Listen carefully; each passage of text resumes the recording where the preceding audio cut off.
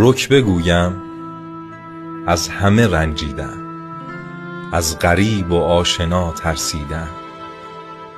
با مرام و معرفت بیگانند، من به هر سازی که شد رقصیدم.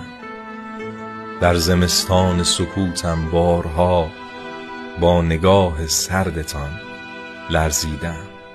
رد پای مهربانی نیست، من تمام کوچه را گردیدم.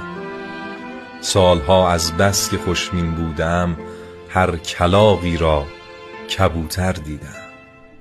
وزن احساس شما را بارها با ترازوی خودم سنجیدم.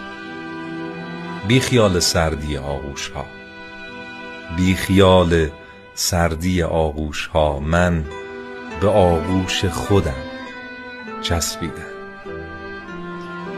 آره